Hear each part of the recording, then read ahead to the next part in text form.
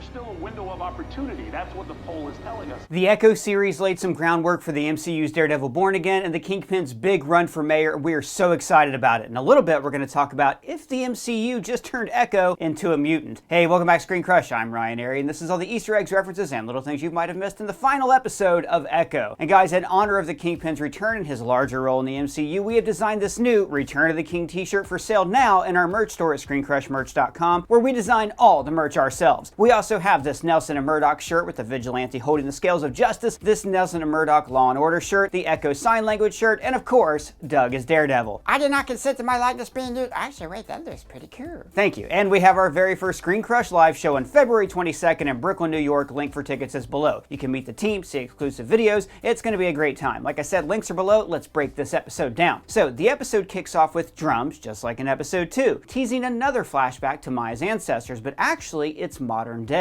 This shows us that the lineage of Maya that we've been following all season long via flashbacks to her ancestors has now caught up, and Maya is part of that legacy. In fact, every episode of the series was titled after a different ancestor's name until we get to the finale, which is finally called Maya. Now here we can see the same body of water from episode 3, when Maya had her visions of her ancestors. We see the bisconnectic bird that we've seen many times throughout the season, and it's clear that the bird was meant to serve as a warning sign. In this scene, the bird is there to warn of Maya's violent impulses when Maya shoots the bird with a slingshot. The same violent impulses that would be taken advantage of by Kingpin in the future. After Maya hits the bird with her slingshot, she takes it to her mother. Now Maya's mother tells her that she shouldn't harm living things, similar to what their ancestor Tukla was told by her father. Next, we see Maya's mother use her powers to heal the bird. And look, this was cool, but I'm not crazy about everyone having to have superpowers, especially a character like Echo, who is a total badass in her own right, and I don't think she needs superpowers beyond that of her mimicking the abilities of others, but I digress. We'll save it for the podcast. We have a podcast? We do. It's called ScreenCrush Rewind, available on all platforms. Subscribe today. So the question now becomes, will Maya be classified as a mutant? The MCU retconned the history of Ms. Marvel by making her a mutant for the Marvel Cinematic Universe. So I'm wondering if we'll learn that Maya's connection to her ancestors was synonymous with the activation of a mutant gene that runs in her family. With Avengers 5, formerly the Kang Dynasty, now being reworked into a very different movie, we've theorized that Marvel could be going the route of an Avengers vs. X-Men film. So maybe as more mutants appear in the Universe 616, maybe we could see Echo join the ranks of the X-Men in that war to come between our two big groups of heroes. And that film could also parallel the events of Captain America Civil War by bringing in a second version of the Sokovia Accords that registers all superhumans as mutants and brings a Mutant Registration Act just like they do in the comics. Well, that would be pretty cool. Right? I mean, Maya's native heritage would parallel perfectly with a story about a group trying to categorize people who are different into certain groups and to control their way of life. Let me know if you think Maya should be a mutant down in the comments below. So, during this flashback revealing Maya's mother's healing abilities, we cut to the scene of Maya and her mother's wreck. Now, this paints a picture of what may have sent Maya down her more violent path in life. Maya, at a young age, seeing her mother, a literal healer, get killed in a car wreck could amplify Maya's grief because she was unable to resurrect her mother. Seeing her healer mother die would also be a catalyst for sending Maya down a path of revenge and embracing those violent impulses rather than the healing nature of her ancestors. When Chola goes to see Scully about her old sewing machine, absolutely adorable that he kept it all these years by the way, on Scully's t-shirt we can see a Choctaw tribal photo. And when the two part, they speak in Choctaw to one another, a callback to this scene from earlier in the season. You used to melt like butter when I talk Indian to you. Now, when Chola meets Kingpin, we hear him say, I've lost someone who I love. Now, this could be a reference to the loss of his father, which has been central to the series and this episode, but I'm wondering if it could also be a reference to Vanessa. Tonight, I'm just a man, enjoying the company of a captivating woman. See, Vanessa was the love of Kingpin's life and was central to his journey in the Netflix series, but we haven't heard any mention of her since he made his return in Hawkeye. In the series finale of Daredevil, we see Kingpin surrender and promise to leave Foggy Nelson and Karen Page alone in exchange for Daredevil promising not to go after Vanessa as Matt Murdock in a court of law. And you won't harm Karen Page or Foggy Nelson, because if you do, I will go after your wife.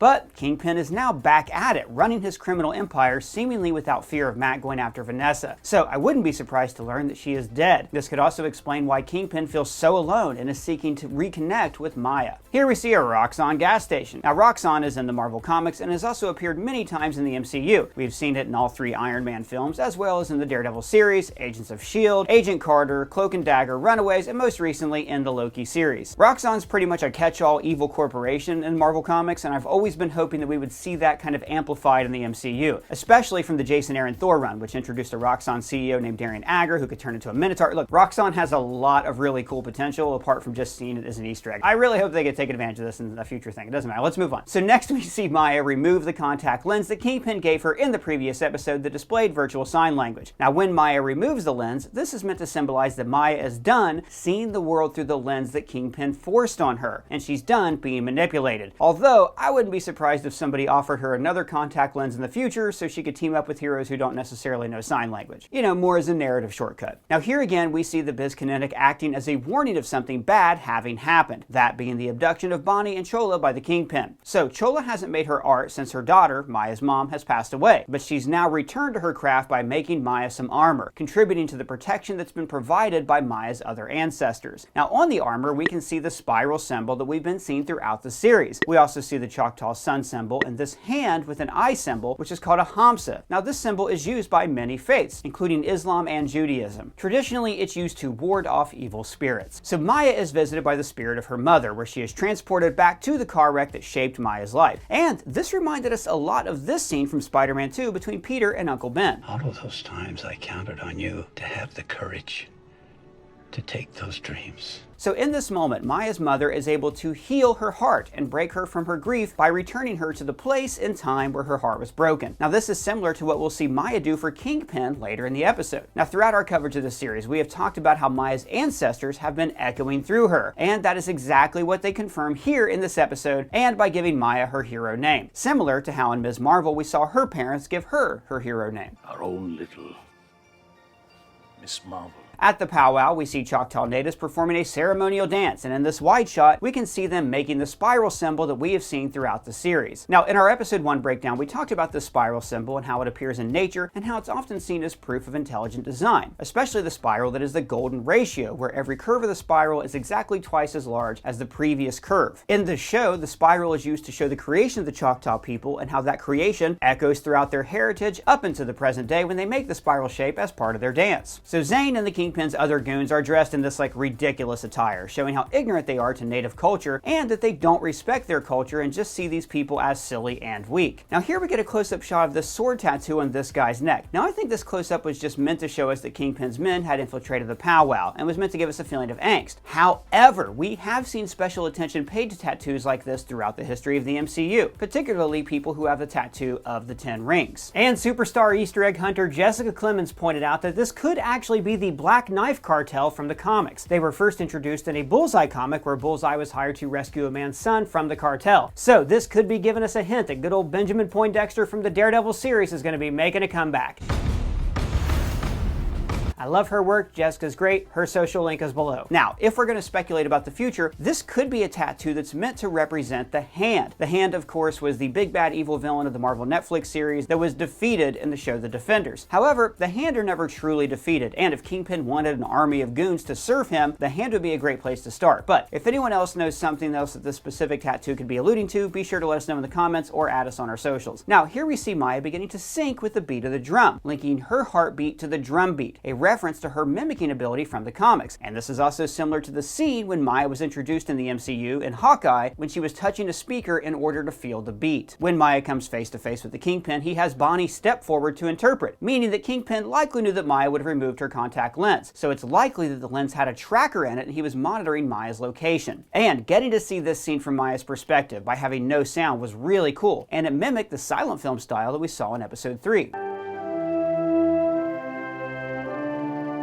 There's also a subtle undercurrent here with Kingpin using Bonnie as a tool. Remember, Kingpin killed the last interpreter that he used. This is showing that he doesn't see Bonnie as Maya's cousin or somebody who's close to her. He simply sees her as a tool that he can use to bring Maya home to New York. So now Maya has the power of her ancestors behind her and she's able to bring the Kingpin to his knees. Maya uses her newfound power of healing to attempt to heal not only the Kingpin's eye, but also the internal wound left by Maya that Kingpin perceived as a betrayal. Maya also attempts to heal the Kingpin of his anger and grief by taking him back to the moment that his soul was shattered during childhood. Like we mentioned earlier, Maya taking Kingpin to his childhood bedroom parallels Maya's mother taking her back to their car wreck. Now, in this scene in Kingpin's bedroom, we got a remarkable performance by Vincent D'Onofrio, reliving his childhood trauma. We see the infamous white wall that Fisk was forced to stare at as a child, and on the other side of that wall is his mother being beaten by his father. As the wall begins to break, it looks very much like the painting from the Daredevil series, Rabbit in a Snowstorm. Fisk was obsessed with this painting in that series because it reminded him of that very same wall from his childhood. What'd I say?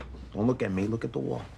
Now, in our previous breakdown, Colton, the man who's trapped eternally in our TV but doesn't know it, so please don't tell him, he mentioned that this hammer is actually different from the hammer that Kingpin killed his father with in the Daredevil series. This one is a ball-peen hammer, whereas in Daredevil it was a claw hammer. Usual sledgehammer.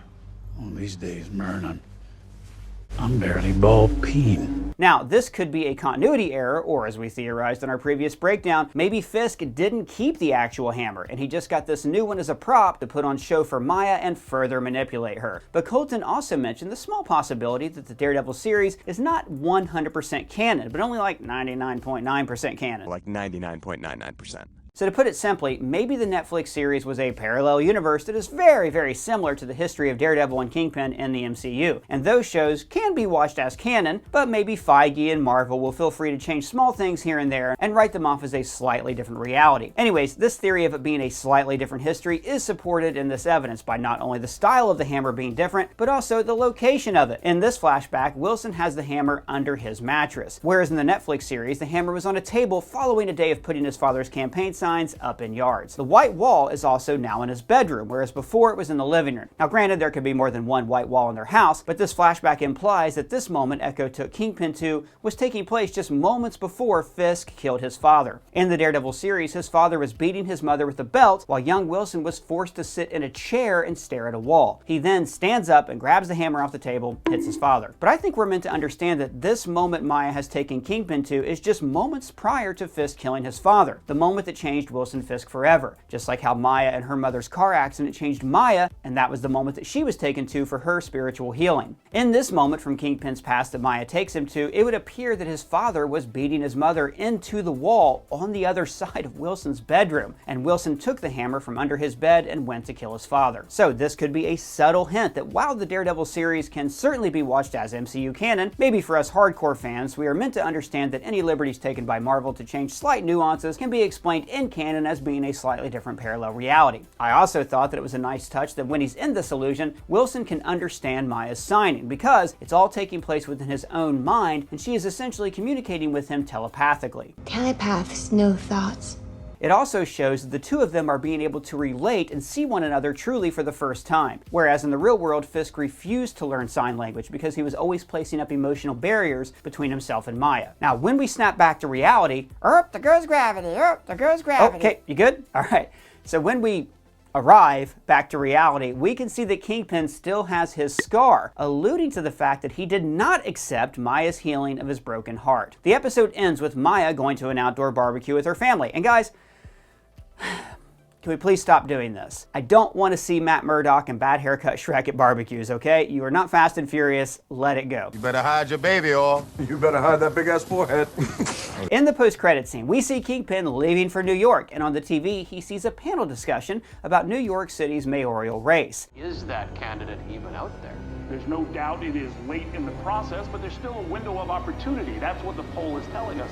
Now, this is a tease at Fisk running for office in Daredevil Born Again, and how he will likely succeed and become mayor just like he does in the comics. This, of course, is taken from the brilliant Charles Soule Daredevil run, which, by the way, the Netflix series already borrowed heavy parts of. Now, I am so excited to see this happen. We have talked in previous videos about how Kingpin is going to become like the Thanos of the street-level MCU, and that we're going to see heroes like Daredevil, Echo, Luke Cage, Jessica Jones, all of them team up, Punisher, they're all going to team up maybe with Spider-Man and fight the Kingpin. Shut up and take my money! This could end up being like the Defenders, but really, really good in MCU canon and also on the big screen. So guys, that's our coverage of the Echo series. Shout out to the writer of this video, Mr. Colton Ogburn. Like I said, you can find his socials below, and let us know what you thought of the series in the comments below or at me on Twitter. And if it's your first time here, please subscribe and smash that bell for alerts. For ScreenCrush, I'm Ryan Airy.